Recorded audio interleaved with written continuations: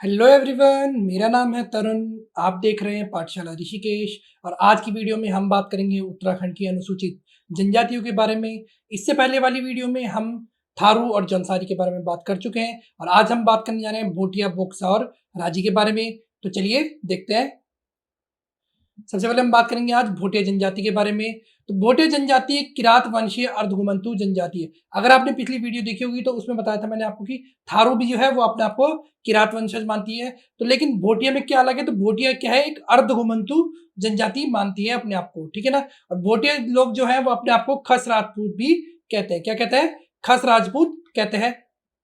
1962 से पहले जो भोटिया लोग थे वो अलग अलग दर्रे जो हैं, पिथौरागढ़ चमोली के जो अलग अलग दर्रे हैं उनसे चीन से व्यापार करते थे। दारमा जो घाटी के लोग हैं वो चीन से व्यापार करते थे, लेकिन 1962 युद्ध के बाद उन्होंने व्यापार करना बंद कर दिया, ठीक है। भोटिया महाहिमालय की सर्वाधिक आबादी वाली जनजाति है। तो देखो इस तरीके से ही क्वेश्चन बनेगा क्या कि महाहिमालय की सबसे ज्यादा आबादी वाली जनजाति कौन सी है?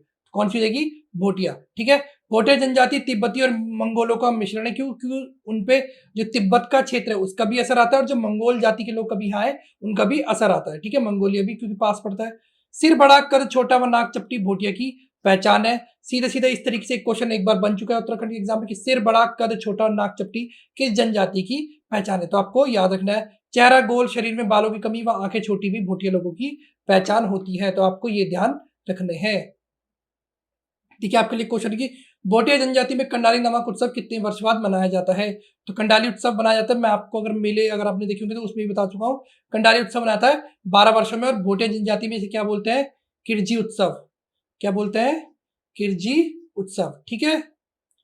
भोटिया जनजाति निवास स्थान के लिए बहुत ज्यादा प्रसिद्ध है। क्यों? क्योंकि अर्धघुमंतु जनजाति है तो निवास स्थान के बारे में जानना बहुत जरूरी है। चमोली जिले में रहने वाले भोटियों को क्या कहते हैं? मारछा और तोलछा चमोली में। पिथौरागढ़ जिले में शोका, जोहारी, चौंदासी और दरमिया भोटिया रहते हैं, ठीक है। और उत्तरकाशी में रहते हैं जाड़ भोटिया, जो अपने आप को जनक, जो सीता माता जी के पिताजी थे, उनका वंशज मानते हैं। इसी वजह से उत्तरकाशी में अगर आपको पता होगा तो एक जनक ताल भी है, ठीक है। चमोली में रहने वाले मारछा, तोलछा, पिथौरागढ़ में शौका, जोहारी, चौंदासी और उत्तरकाशी में जाड़ भोटिया। भोटिया लोग जो होते हैं वो ऋतु प्रवास करते हैं। सर्दियों में कहीं और रहते हैं, गर्मियों में उनका प्रवास कहीं और होता है। जो गर्मियां या फिर ग्रीष्मकालीन जो आवास है उसे क्या कहा जाता है? मैथ कहा जाता है।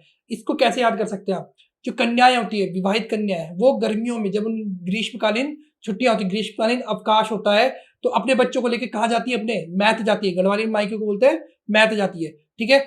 और भोटिया जनजाति के शीतकालीन आवास को मुनसा या मुंडा, ये गुंडा नहीं होगा, ये होगा मुंडा, मुनसा या मुंडा कहा जाता है, ठीक है। अब कुछ विशेषता की बात करेंगे भोटिया जनजाति की। तो भोटिया जनजाति के लोग शराब को क्या कहते हैं? छंग कहते हैं। चावल से बनाई जाती है शराब जिसे छंग कहा जाता है। भोटिया लोगों का मुख्य पदार्थ क्या होता है? जिया होता है, और जो वृक्षी खाल से बनाया जाता है, ठीक है ना। जया सबसे मुख्य पदार्थ है, और एक जो शराब बनाई जाती है उसे कहते हैं छंग, जो चावल को सड़ाकर बनाई जाती है, ठीक है। भोटिया लोग चावल से बने भोजन को भात या छाकू कहते हैं। ये भी क्वेश्चन बन चुका है, ठीक है ना। तो ध्यान रखेंगे, भोटिया लोग चावल से बने भोजन को भात या छाकू कहते हैं। भोटिया लोगों द्वारा बनाई गई बड़े आकार की रोटी को पुली कहा जाता है। भोटिया जनजाति के और बड़े आकार की रोटी को पुली कहते हैं। अगर आप बात करेंगे दाल और सब्जी, दाल सब्जी, ठीक है, इसे क्या कहते हैं? ये छामा। क्या कहते हैं? छामा, ठीक है। और सत्तू बनता है जो मंडवे से, मंडवे का सत्तू होता है, उसे बोलते हैं क्या? सिल्दू। ये आधा बनेगा सिल्दू, ठीक है, सिल्दू बोला जाता है। दाल सब्जी को बोलते हैं छामा, ठीक है। और जो छोटे आकार की रोटी होती है उसे बोलते हैं कुतो। छोटे आकार की रोटी को बोलते हैं कुतो, या बहुत बारी कुटो भी हो जाता है, ठीक है। तो दोनों ध्यान रखेंगे। भोटिया जनजाति के लोग मांस या मीट को शीतकाल के लिए सुखा कर रखते हैं, क्योंकि सर्दी में क्या होता है कि जो अगर नरम मीट होता है वो हार्ड हो जाता है, तो पहले से उसे सुखाकर अपनी शीतकाल का जुगाड़ करके रखते हैं वो। निम्न में से रोम्बा किसकी भाषा है? ठीक है, ये भी क्वेश्चन आता है। निम्न से रोम्बा किसकी भाषा है? जौनसारी, थारू, जाड़ या भोटिया? तो जाड़ भोटियाओं की भाषा होती है कौन सी? रोम्बा। भोटिया जाति में विवाह प्रथा सब में प्रचलित है। पहले हमने थारू और जौनसारी करा, उसमें भी देखा हमने, और अब इसमें भी देखें। भोटिया जनजाति में दामोला विवाह प्रथा पाई जाती है, ठीक है ना। जैसे थारू में कौन कौन सी होती है? 3 टिकटी विवाह, ठीक है ना, बदला विवाह, और जौनसारी में बहुपति विवाह। वैसे ही भोटिया जनजाति में होती है दामोला विवाह प्रथा, ठीक है। भोटिया जनजाति के लोग विवाह को क्या कहते हैं? दामी कहते हैं। क्या कहते हैं? दामी। भोटिया जनजाति में प्रचलित दूसरी विवाह प्रथा तत्सत प्रथा है। तो 2 तरह की प्रथा है, कौन कौन सी? दामोला और तत्सत प्रथा किसमें प्रसिद्ध है? भोटिया में। क्वेश्चन बन जाएगा इसी तरीके से, कैसे? किस जनजाति में तत्सत तथा दामोला विवाह प्रचलित है? और 4 ऑप्शन होंगे, 4 जनजातियां, तो आपको ध्यान रखना है, ठीक है। भोटिया लोग सगाई की रस्म को थौची कहते हैं, जिस तरीके से थारू क्या बोलते थे? अपना पराया। थारू बोलते थे क्या? अपना पराया। और भोटिया लोग क्या बोलते हैं? थौची, ठीक है।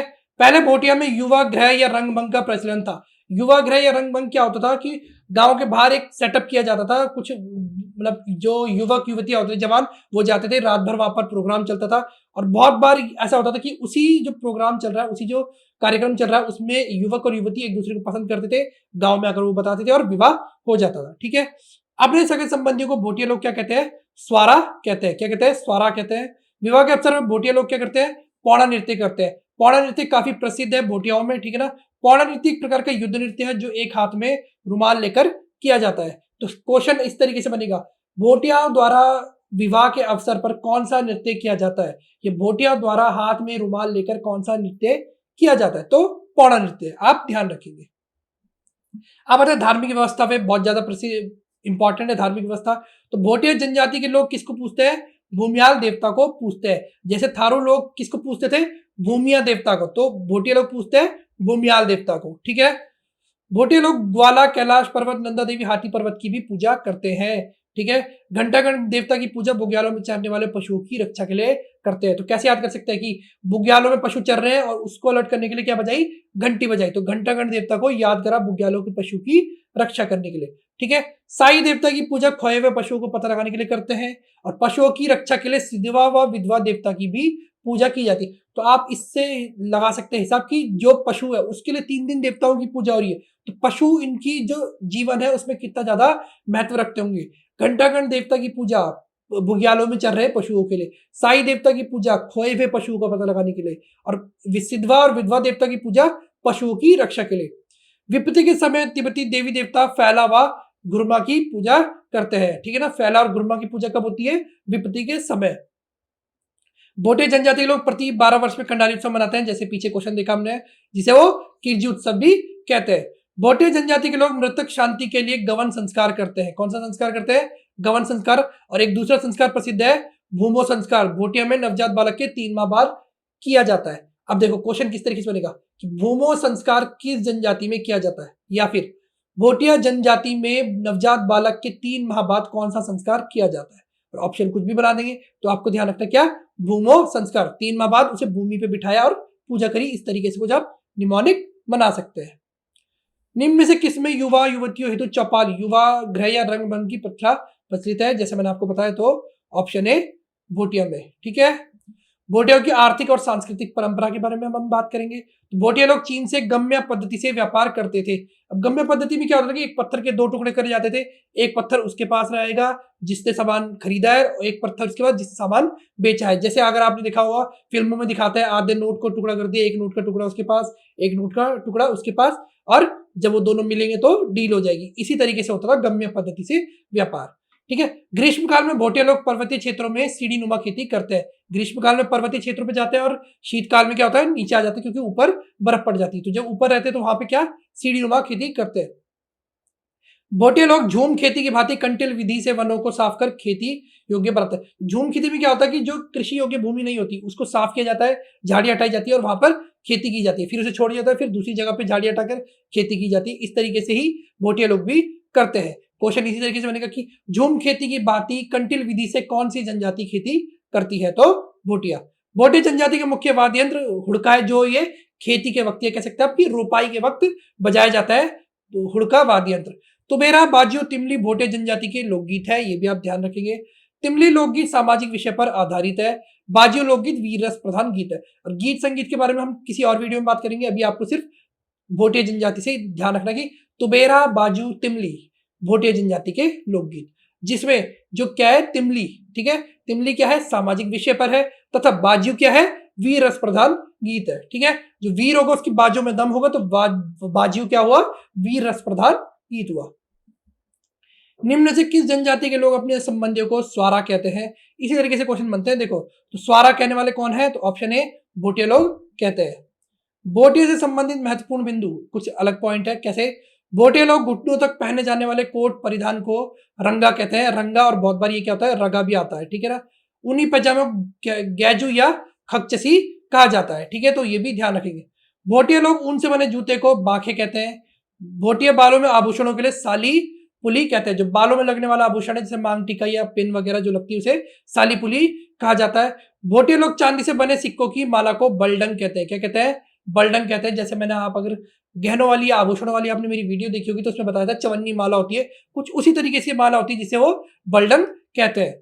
भोटिया जनजाति की स्त्रियां वीरावली या पतेली नामक आभूषण सिर पर पहनती है। तो पतेली आभूषण कहाँ पहना जाता है? सिर पर पहना जाता है। मनसाली एक प्रकार की लाल मनके की माला होती है। ऐसी माला होती है, छोटे छोटे छोटे छोटे मनके होते हैं उसमें लाल। तो ये ध्यान रखेंगे, किसके द्वारा पहनी जाती है?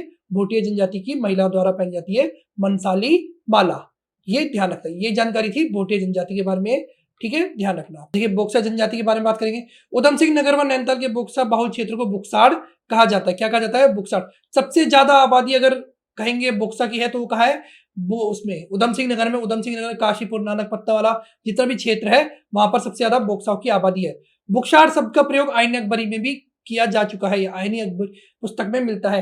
क्वेश्चन बनेगा, बोक्सा जनजाति के किस शब्द का संबंध या किस शब्द को आईन अकबरी में भी पाया जाता है, ठीक है।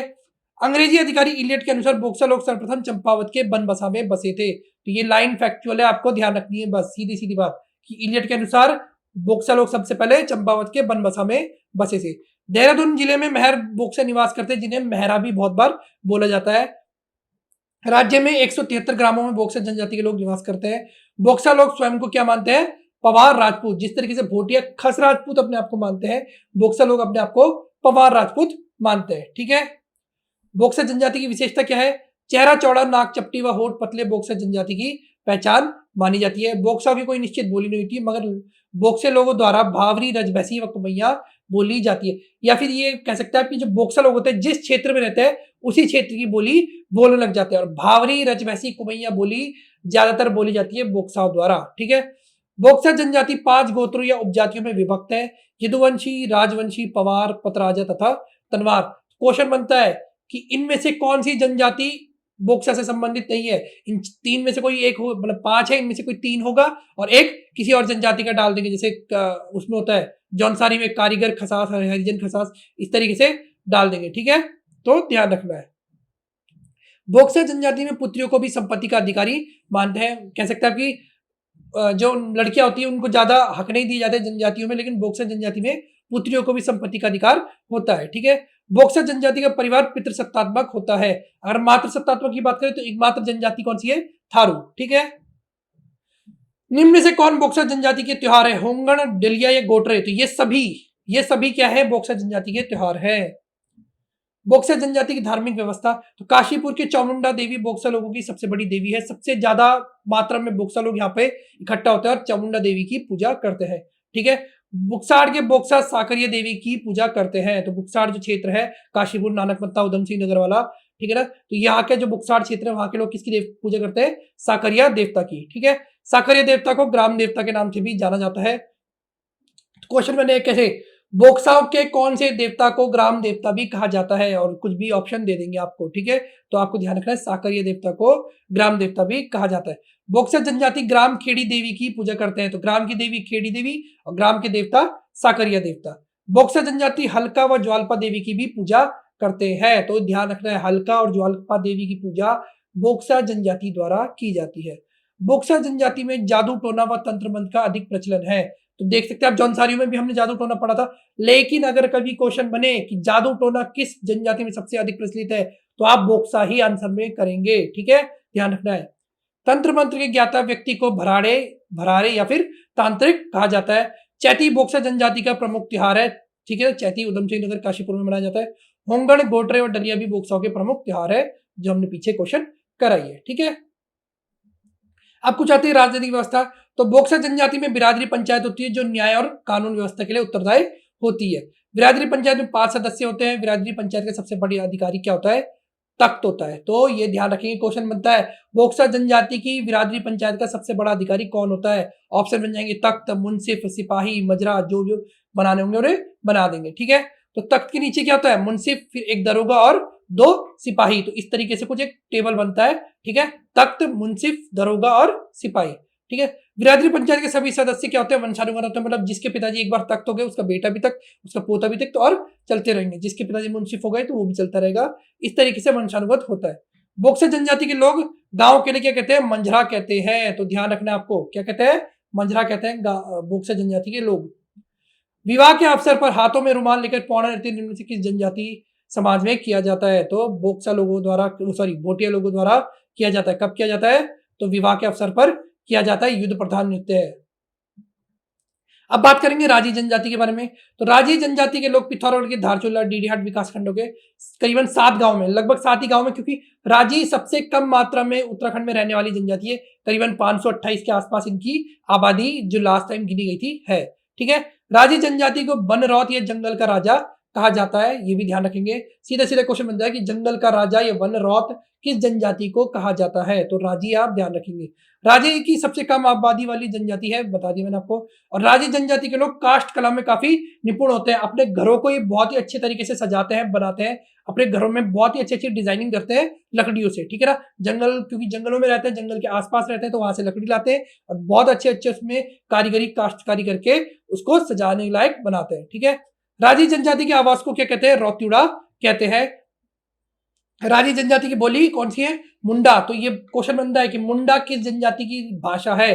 तो राजी जनजाति की भाषा है मुंडा, ठीक है। राज्यों की भाषा में तिब्बती व संस्कृत शब्दों की अधिकता होती है। भाषा मुंडा है, लेकिन अधिकता कौन सी शब्दों की है? तिब्बती और संस्कृत शब्दों की। तो ध्यान रखिएगा, ठीक है। 2001 की जनगणना के अनुसार राज्यों में कुल जनसंख्या में 528 आती है। मैं बता ही रहा था आपको, 528 के आसपास कुल जनसंख्या है। राजी लोग स्वयं को राजपूत मानते हैं। तो देखिए, खस राजपूत, पवार राजपूत और राजपूत तीनों आपको ध्यान रखने हैं, ठीक है ना। भोटिया खस राजपूत, बोक्सा पवार राजपूत, राजी राजपूत। तो ध्यान रखेंगे, ठीक है। राजी जनजाति की विशेषता करेंगे।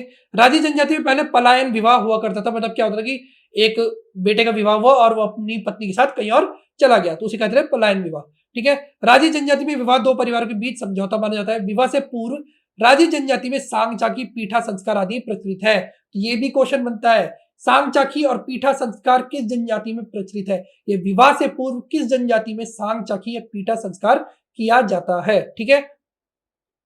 राज्यों में वधु मूल्य प्रथा का प्रचलन है और वधु मूल्य को क्या कहा जाता है? तो उसे कहते हैं मालगति, ठीक है, मालगति कहा जाता है। राजी जनजाति में विवाह विच्छेद के लिए स्त्रियों को पुरुष के समान अधिकार है, जिस तरीके से थारू में थे, और थारू में उसे क्या कहा जाता था? उरारी कहा जाता था, ठीक है।